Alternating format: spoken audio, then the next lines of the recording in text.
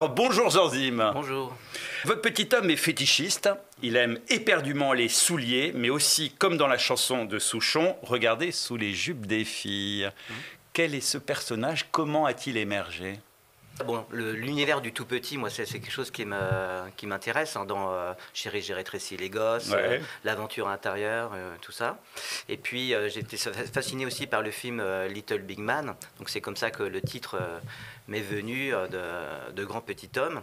Et puis, après, c'est aussi inspiré beaucoup du film en général, avec les films de Truffaut. Ouais. Voilà, Ouais. ça m'a beaucoup plu. Et puis, bah, c'est un personnage qui est petit un peu aussi dans sa tête, c'est-à-dire qu'il est intéressé que par les femmes un petit peu objets. En fait, il a une vision réduite. Et par contre, bah, c'est un spécialiste de la chaussure, donc c'est pour ça qu'il se rapproche de ce qu'il aime en travaillant dans un magasin de chaussures. Alors dans ce magasin de chaussures, il peut observer en toute impunité les talons à aiguilles, les mules ou encore les trotteurs qui rendent si finement le galbe des mollets. Mais il va se passer quelque chose. Il est tellement fasciné par les femmes que en fait, bah, les vendeuses, elles sont un petit peu mauvaises avec lui. Un peu méchantes, on Ouais, peut voilà, dire. elles lui font Ouais, vivre ouais. un peu de toutes ces misères. Et donc, Ouais. comme il est un petit peu seul dans sa vie, un jour, il est tellement triste qu'il va faire le vœu de devenir plus grand et de devenir un grand homme. Sauf qu'à la place... C'est le contre-vœu, là. Voilà, c'est le contre-vœu. Il fait le vœu de devenir un grand homme, sauf que le lendemain, il va devenir tout petit, de Tout la petit, taille d'un petit. index. Ouais. Et c'est avec cette nouvelle condition Ouais. de petit homme, réalisant de hauts faits, qu'il va devenir un grand homme. Avant de devenir un grand homme, sa taille minuscule de la taille d'une souris lui permet en tout cas d'entrer dans l'intimité de ces êtres étranges qui l'attiraient, que sont les femmes. Ben oui. Et là, on a qui une n'a pas eu série, l'idée ou ouais. l'envie un jour de se dire si j'étais une petite souris, qu'est-ce que je ferais, Ouais, qu'est-ce que ouais. voilà. Donc évidemment, il y a une part, ça part de lui, on va dire un petit peu obsédé, qui vient un petit peu sur le moment. Mais attention, parce que c'est un personnage qui peut être à la fois bourreau et aussi victime. Donc en fait, s'il joue à ce jeu-là, après, du coup, ça peut aussi se retourner contre lui. Disons-le, il devient l'objet sexuel notamment de Madeleine, avec des pages très d'une grande sensualité. Donc là, il s'amuse à nager dans ses cheveux. Il commence à devoir... Tut. faut pas trop tout dire. Censure. Voilà.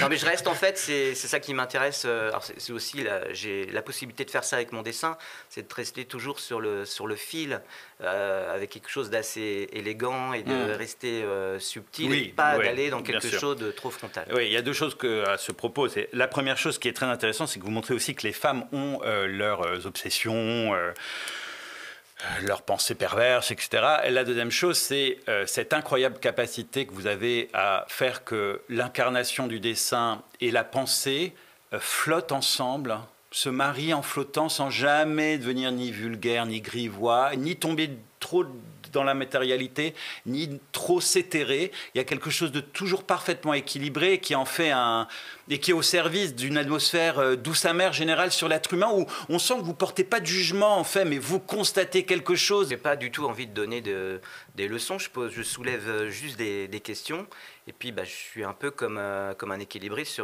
sur un fil, et parfois bah, ça penche un peu plus à droite ou à gauche, et puis bah, je laisse, moi ce que j'aime bien aussi, c'est poser ce postulat et laisser le lecteur se faire lui-même son avis. Pour conclure ce très beau conte où vous avez compris que j'ai beaucoup aimé, mais comme tous les précédents, il aura fallu du temps quand même, hein. La pression a été un peu dure, je crois.